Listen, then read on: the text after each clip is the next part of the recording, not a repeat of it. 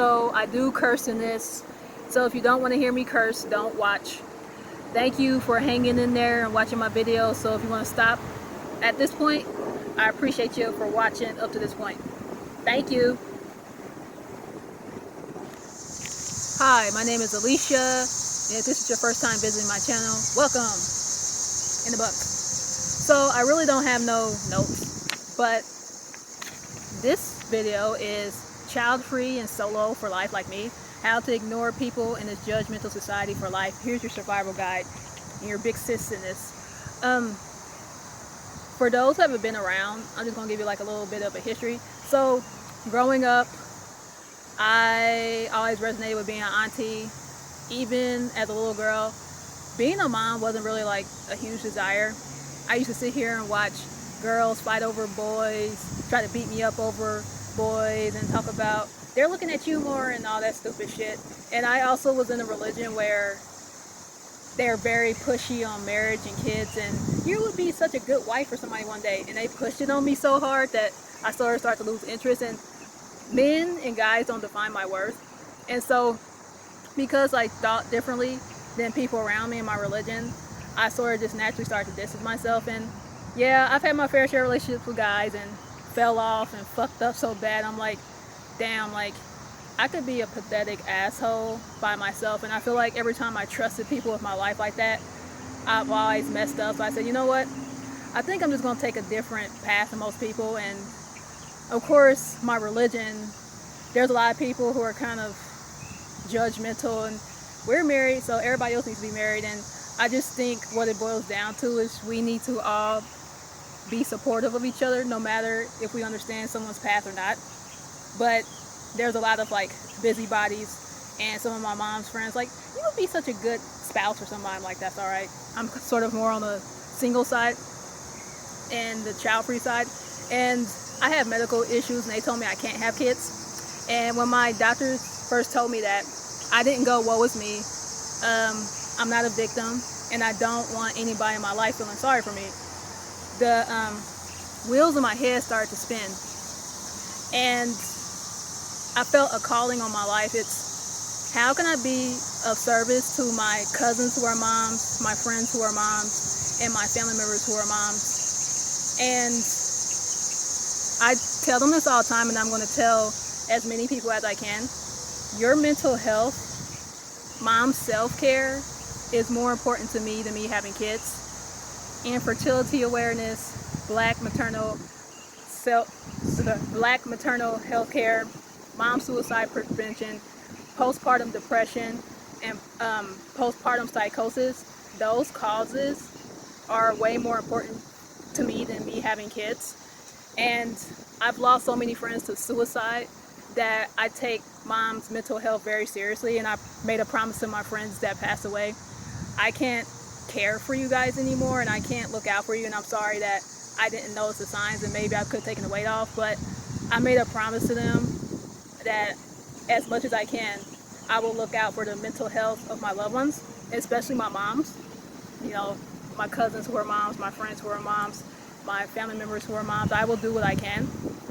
And so one of the things I said, hey, listen, if you guys and gals want to go out and I can watch the kids for a little bit, I don't mind, because again, your mental health means more to me than having kids. And it's just a calling on my life, and I feel as an auntie, I just feel more obligated to do stuff like that than me being a parent. And so I've had some people say, but Alicia, you're gonna miss out on the blessings and the joys and answered prayers. I'm like, those are my cousins' answered prayers, those are my friends' answered prayers, those are my friends' joys, and those are my family members' joys. I don't like to compare myself or feel like I'm missing out on something because I'm not having kids. That's their blessings.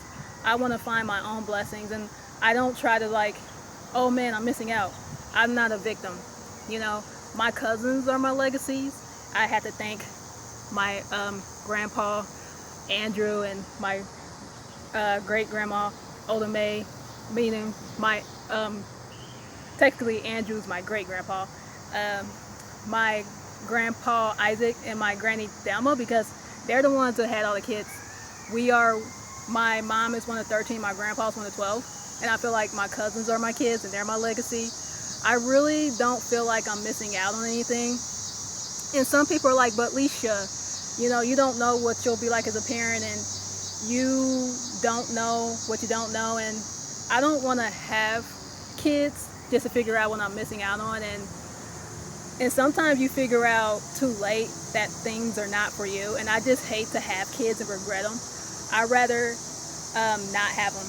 You know what I mean? And this battery's about to die, so give me 1 second and I will be right back. Cicada, how you doing? Okay, to continue, I rather regret not having them than regret having them. And while I think my mom would be a good granny, I think I would be a horrible mother, because it's just not something I want to do, and it's just not my dream. And it's funny because I talk with my friends and my family members who are married, because I'm the single for life girlfriend, and I'm the one that people vent to. And one of the things they always tell me is it takes a village. I want to be a part of that village as an auntie. I want to make sure that their needs and they're being seen, and what can I do to be supportive of you as a mom. I want to support my mom, you know, my cousins who are moms, my friends who are moms. I want to support them in the same way that they care for their newborns. And I humbly think to myself, you know, in the midst of all the hard stuff and my health issues, and at the worst days, during my worst days, do I want to be a mom? And my answer is a humbly no. I don't want to be a martyr. I don't want to be everything for everybody. And I don't want to bite off more than I can chew. And I'm just not going to do it, because I did too many times in my 20s, and people took me for granted, threw me away like a piece of trash, and didn't appreciate what I brought to the table. So I said, you know what? I just don't think I want to do that. And in fact, let me see if I could pull up this little quote. So this is what I've been putting on different, because I've been asking questions even on YouTube.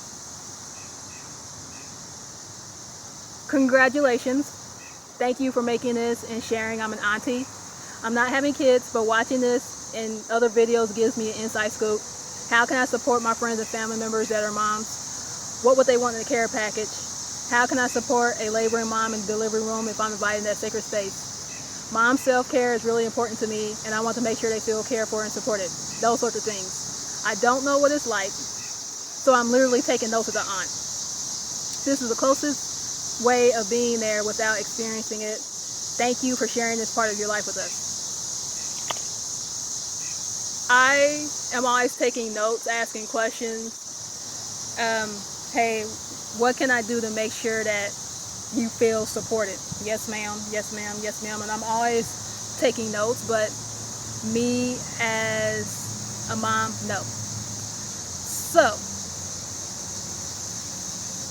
let's see, I think for that part, I think I pretty much got it all covered. Give me 1 second so I can think. Okay, so I had time to think. I also want to give a shout out to those who are having infertility issues and want kids, because I always want to be there to support those women, because I have a couple of friends who are like that. And see, I'm on the infertility side and I don't want kids. You know, I've made peace with my decision. I don't want kids, but I do want to support those who have infertility problems and they want kids, because I feel for you. Like, I think you would be great parents, and I just want to let you know you're not alone, and there is me and a bunch of other women out here who have your back. And I also want to give a shout out to moms, especially. You're the superheroes of the world. A lot of times we don't thank you enough, and you are always on the clock. I wrote like my love note in a article or two of mine. You're, taking the kids to school, cooking, cleaning, maintaining the home, doing all the things that moms do, and I really appreciate you. But I also want to be supportive of you as auntie. I don't want to be a mom, and it's crazy because the more people try to push being a mother on me, the less I want to do it, and I think I completely messed it up. I support the moms out here who always wanted to be parents, because a lot of my friends who become moms now, they've always wanted it and desired it, and same thing with some of my cousins. They've always wanted and desired it, and I want it for them. If you want it, I want it for you as much as you want it for you. And I just never really wanted it to the point where I would take a leap to being a mom. I've always had a desire to be an auntie, and that's why I just think it's a little weird. Let's get a little close here like we're friends. You like my wavy? Okay. I just think it's really weird that I've had some guy friends DM me talking about, oh, I want you to be mother of my kids. We've been knowing each other for years. I've been the girl in the guy group, right? Because my history, sometimes girls and get a little jealous, get a little weird, start fighting me over guys. And so when they started acting like that throughout the years, I went with my guys because they were just more chill and didn't fight over the stupid shit. And like, I've always been the type of lady that if we're all out at bars and a girl in my group gets more attention than me, I'm happy for you.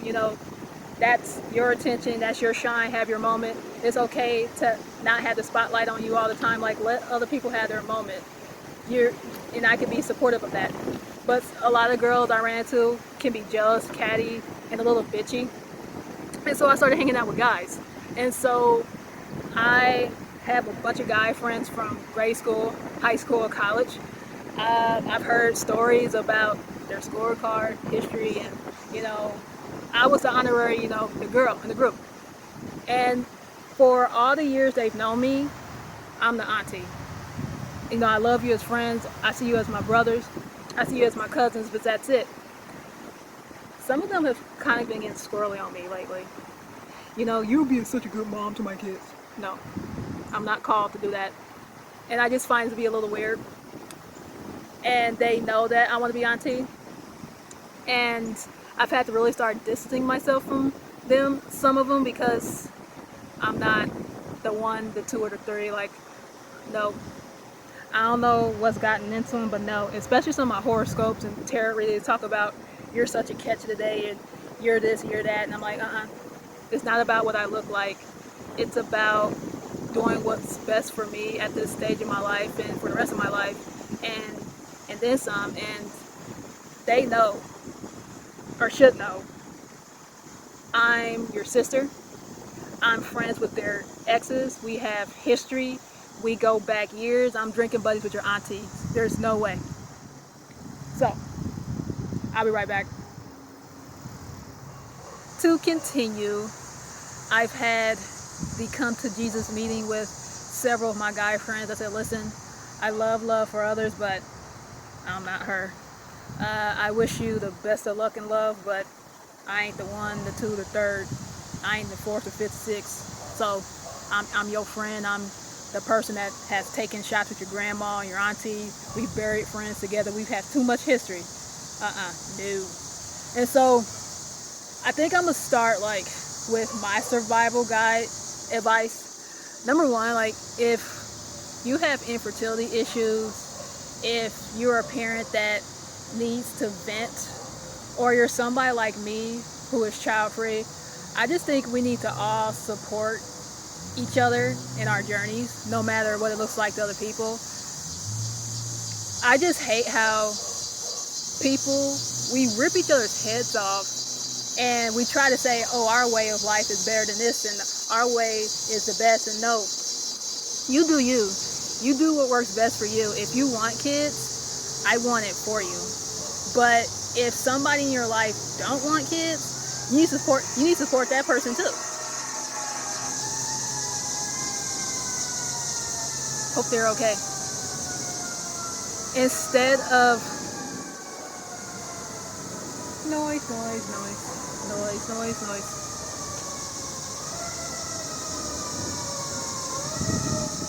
Okay, anyways, let's ignore it. So, or not. So, anyways, if you know somebody in your life that doesn't want kids, instead of pushing them and trying to get them to see your side, just accept them for who they are. If you know somebody who needs a safe place to vent because they're having a hard time with their kids, let them vent to you and be that safe space. And if somebody's having infertility problems, we need to be supportive of them. And I just think we just need to all just show compassion towards each other, really. And my second, third, and fourth tidbits of advice, because I'm kind of just thinking this off the top of my head. Sometimes when I go to family functions and just when I'm around my mom's friends and stuff like that, they can be a little pushy. But where's your plus one? Where's your boyfriend and where's your kids? And I'm like, not for me. Especially the kid part, it's not for me. Unless you're gonna take care of the kids, People always talk about what you need to be doing, but then the same people who are shoving it down your throat aren't nowhere to be found when you need support. And I'm gonna tell you, you're not obligated to have support just because you have kids, but I just realized a long time ago it's not for me. And so sometimes I find myself having to stay away from people because they're always asking the nosy questions, or I have a son in mind, and that's all right. I don't want to be introduced to anybody. I just want friends, and I want to continue to follow my purposes and take on the callings in my life, not so much be picked out like I'm candy at the store, And people just don't understand, like, how can you don't want to experience that joy? And we all want different things. It's not for everybody, and I just think we just need to be respectful of each other's path. Don't push your way of life on people. Leave people alone. And so it's funny because now that I sort of stopped living for other people and I'm doing what works best for me, and I actually made a Facebook post a long time ago, I'm going to make decisions for my happiness that doesn't revolve around other people. Life has been scot-free, and so I've been really, I don't care about what other people think about what I'm doing. I'm just going to do what I want. And so ever since that fateful day, life isn't always easy or perfect, but what you see is what you get with me, and I'm not going to be what I'm not to fit in or have kids or get married just to fit in. Like, I don't fit in anywhere, and I don't care. Like, I might not ever fit in with family again, but that's fine. And it's funny because I adopted a godfather recently. His name is Steve Wallington. He's one of my mom's good friends, and he's kind of the same way I am. He's like older. He said, hey, I just told my mom a long time ago that kids is not for me. And people might look at you as weird and selfish, but you can't live for other people. So this is kind of going to like number 3, number 4 tidbits of advice, advice that the survival guide. People might see you as mean, selfish, into yourself, immature, but let them call you names, because when I was going through my hard periods in my life and when nobody was supporting me, people just kind of stood in silence. So now that I've stopped seeking out their advice, looking for their advice, and looking for all the nooks and crannies, people want to call you names. So no matter how you are, people are going to always have an opinion and judge. Let them judge. I'd rather them call me names than me living in an unhappy situation, fronting appearances, being what I'm not, and being unhappy, because I actually was that stupid bitch before. I listened to well-intentioned advice, and I ended up in a very unhappy place, and I promised myself, when I get out of this unhappy spot, this is a blip, and we're not going to do this again.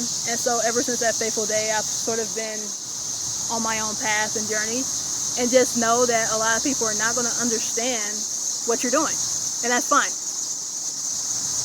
And you just have to be strong enough, regardless of what people say or do, to be you. And so I think I'm going to watch over all this and the cicada noise and the sun and see if I want to add anything else. I highly doubt it because I think I got everything down pat. Thank you for watching part 1. So this is part 1 of like a 6 video series I'm gonna do, and I'm only gonna speak on this once and I'm not gonna say it again because I just think it's good to normalize the conversation, because the biggest thing I will always say is being child free and not marrying and having a long-term partner, and whatever you choose to do is your choice and you don't have to explain it to anybody. You ultimately have to live with yourself. And I made my bed and I'm lying in it, and I don't care what other people think of it, because like I said, when I was following well-intentioned advice before, I was not happy. So now I'm happier. Not, like I said, life ain't always easy or perfect, but it is what it is. But anyways, thank you for watching, and I shall see you later with the wind.